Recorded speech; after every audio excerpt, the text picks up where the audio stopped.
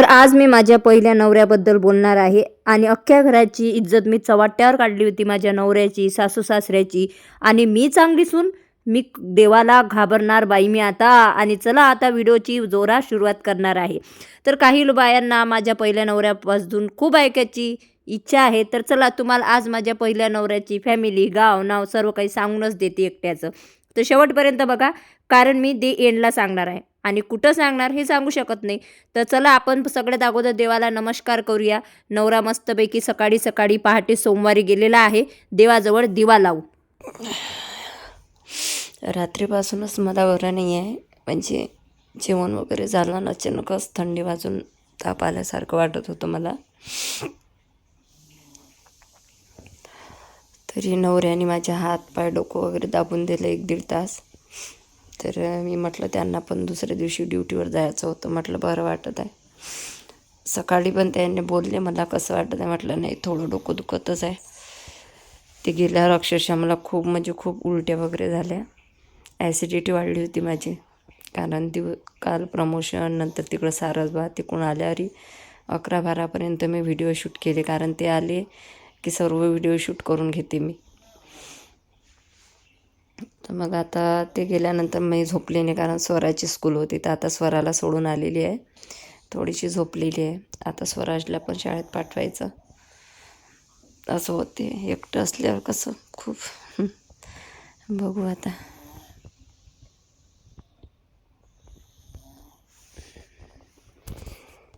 ये आ गए हमारे पूजा ताई. हेलो, हाय करो. हाय. खाना खाए?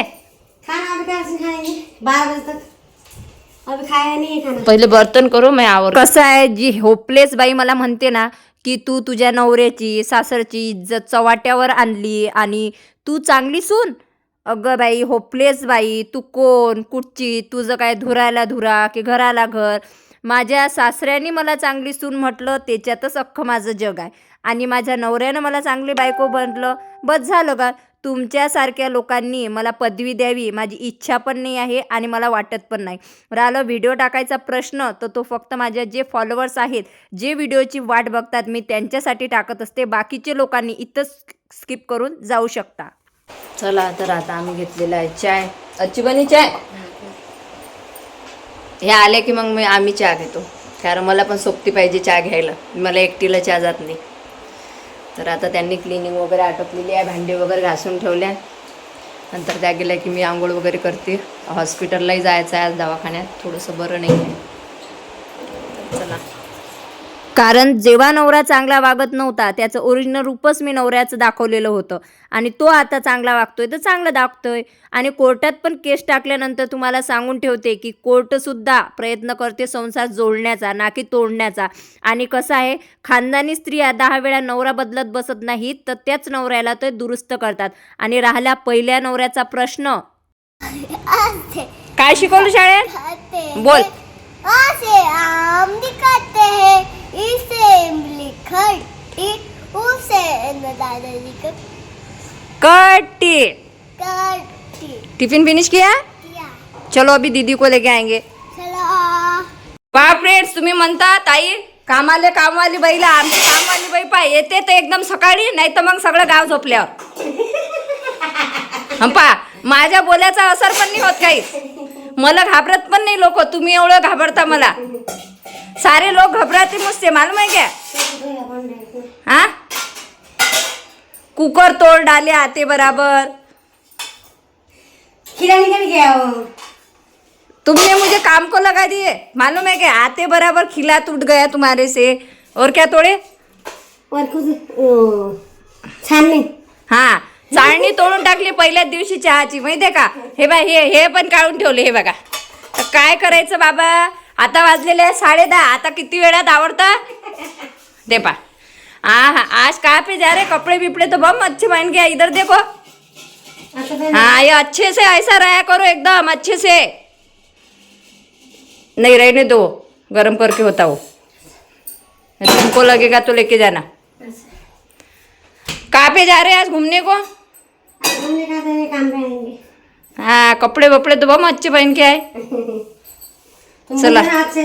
हाँ मैंने क्या ऐसा बोलते हैं ना, हाँ, मेरे को वीडियो निकालना पड़ता है, अच्छे से अच्छे अच्छे कपड़े पहन के आया करो। ऐसा बोलते हैं। हाँ, अच्छे अच्छे रहने को ना इंसान ने, आज है कल नहीं है। ये तो है, हाँ ये तो है मैडम। हाँ, अच्छे रहने को ना। तुम्हारे वजह से मेरी चाय पीने की रह गई, मालूम है क्या? चाय नहीं पी क्या रे? चाय नहीं पी? मेरे को सोपती कहाँ पे चाय पीने को? वो नवरा तो गया उधर ड्यूटी पे। हाँ ये तो बराबर। फिर अब चाय पीने को तुमने आदत लगा दी मेरे को सोपती हो के। चलो अभी चाय पियेंगे पहले। मैंने बोली अब तुमको रोज फोन लगाया करूँ क्या मैं? आ जाओ आ जा रे मन मेरा मन घबराए, देर ना हो जाए कहीं देर ना हो जाए, ऐसा गाना बोला करूँ क्या रोज? अरे मैडम ये होता है, कभी कभी लेट होता है। कभी कभी नहीं, रोज ही होता है। फिर भी वो क्या बोलते मुझे, कभी कभी होता है मैम। मैं तो भाई 9 बजे आ जाती, 8 बजे आ जाती, मालूम है क्या? 8 बजे नहीं 9 बजे आया करो। हाँ ऐसा। पर मेरे को अच्छा लगता है। कौन सा घर अच्छा लगता है? तुम्हारे घर में अच्छा लगता है मैडम। अरे देखना पीढ़े के साथ नीचे आ जाएंगे। चला पूजा ताई आणि मी पहिले चहा घेतो, मग त्या गेला की मग माझं पटकन आवडते।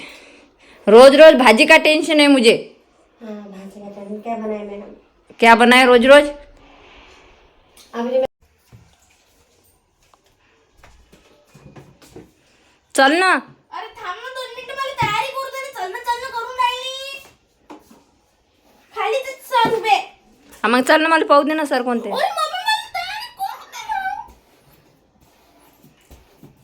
आणि कधी येशील घरी, किती वाजता येशील? जेव्हा तो आमचा प्रोग्राम सुटेल तेव्हा. मग चल मी विचारतो सरांना। हा.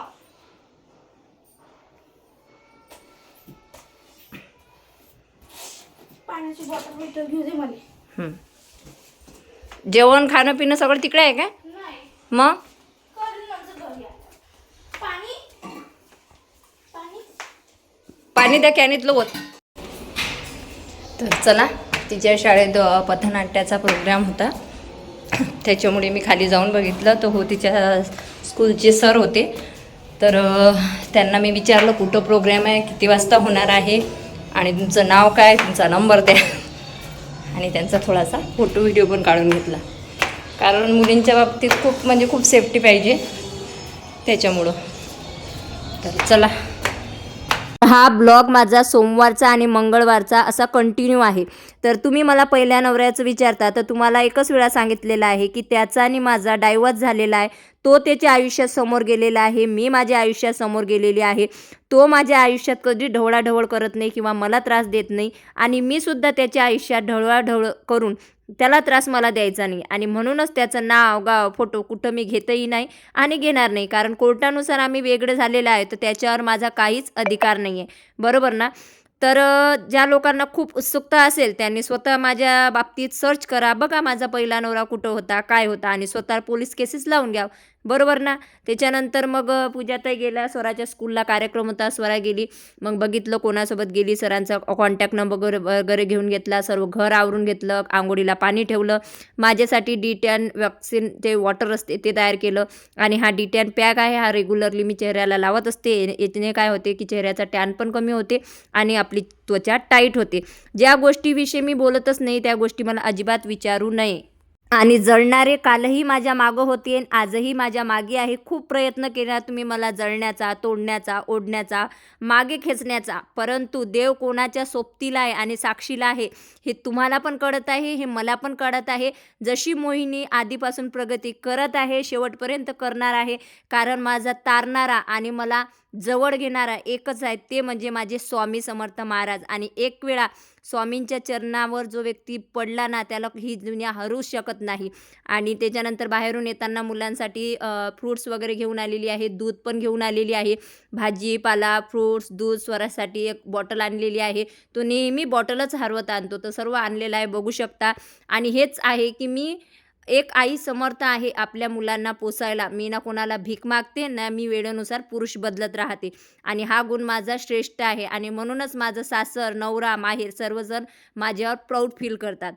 तर संध्याकाळ झाली होती आणि येताना मी स्वराजसाठी ना म्हणजे हे तर आणली होती बॉटल, परंतु त्याचे ना पेन्सिल इरेजर संपले होते. मग शेवटी मी ब्लिंकिटवरून वेळेवर बोलवून घेतलं आणि त्यांचा अभ्यास घ्यायला बसलेली आहे. तर इथं मी स्वराचा सगळ्यात अगोदर अभ्यास घेत होती, कारण तिची स्कॉलरशिपची एक्झाम आहे. तर इथं काही म्हणी होत्या, त्या म्हणी मला तिच्या पाठांतर घ्यायच्या होत्या.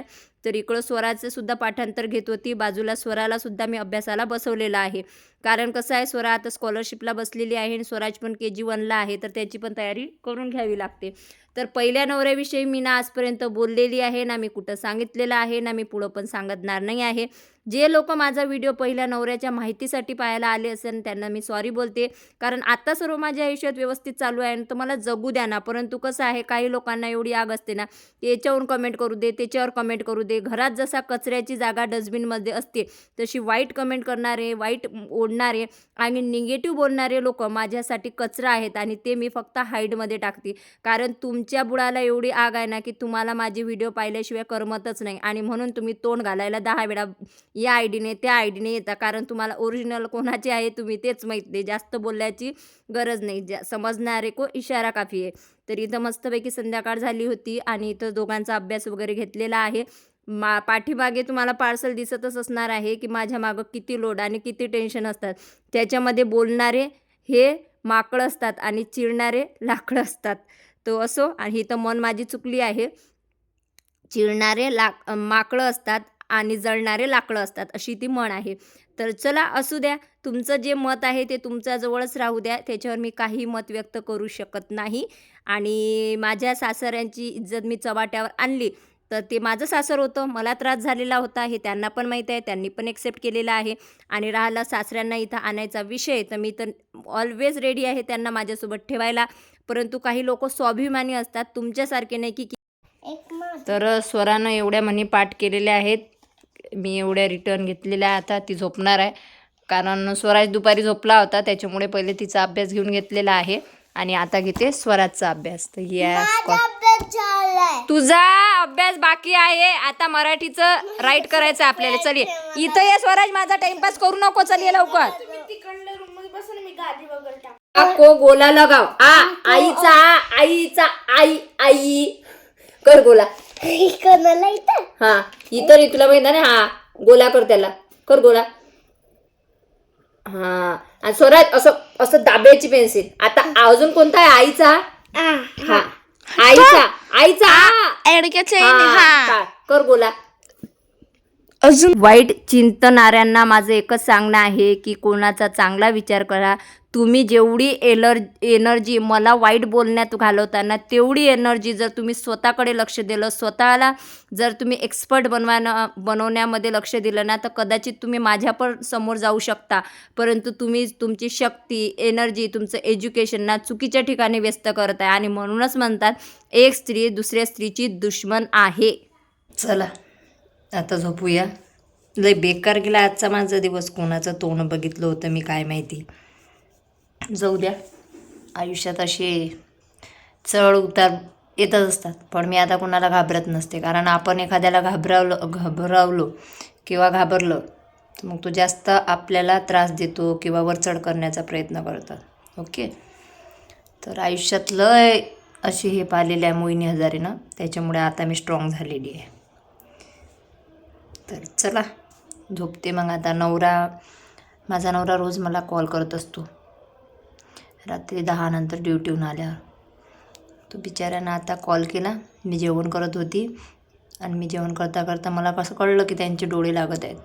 मग मी थोडा वेळ शांत बसले, ॲटोमॅटिक ते झोपून गेले. कॉल चालूच होता, कालही कॉल चालू असताना झोपले ते. नवऱ्याला पण झोपी लावा लागते आपल्याला, बघा बरं. चला मग आता झोपूया आपण पण. Good night, sweet dream, bye bye.